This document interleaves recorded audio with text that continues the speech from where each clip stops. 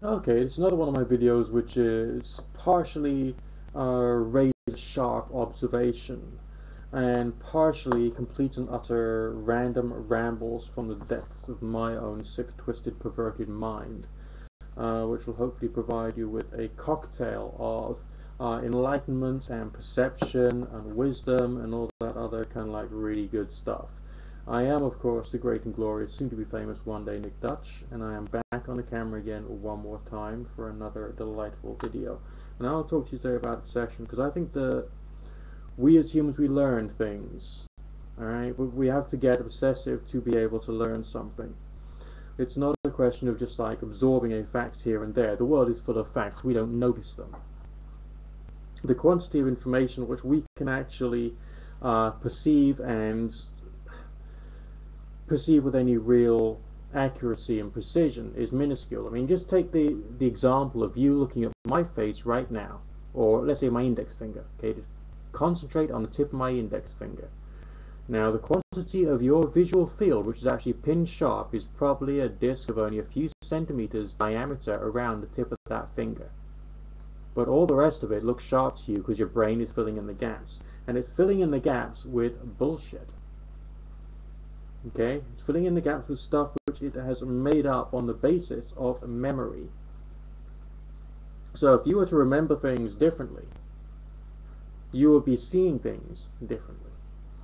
If you had something inside you which made you perceive something about the outer world in a different way, you would see it as if it was in that particular other way. So there's lots of pieces of information around you right now which you're not paying attention to.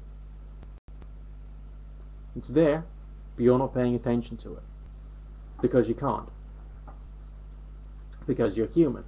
And let's say you desperately had to find some stuff out. Let's say this was to do with, I don't know, a new skill you need so you can get to a food source, or something you need so you can do your job, or whatever the heck it is, okay? You would need to get obsessive about it. You would need to, I don't know, stay up all night drinking tons of coffee, reading about it, practicing your new skill, getting your head around it, getting totally obsessive, and when you get things wrong, going back over it and trying it again to try and work out what you got wrong.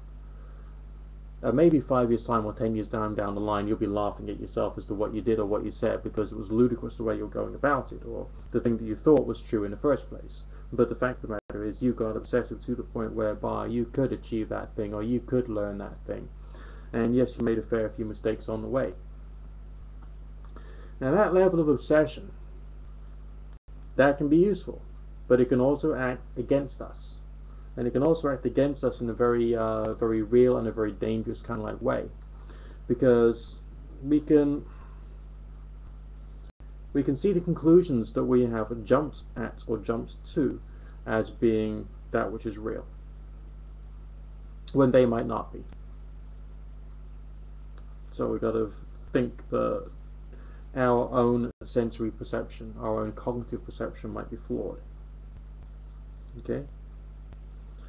And also the same instincts to try and get obsessive, to try and find out more, can get in the way when we're trying to have a discussion with someone. So we need to recognize this, highlight it, and try and find a way of like subverting the instinct inside us, because it's not real. It's not real or useful to be perpetually in that state of mind. You need to be in that state of mind when you're learning a new task or when you're trying to get your head around something new. But you probably agree with the person you're having a conversation with in lots of different ways, in lots of different levels. But part of you thinks that you don't because you're seeing the same thing from a different point of view.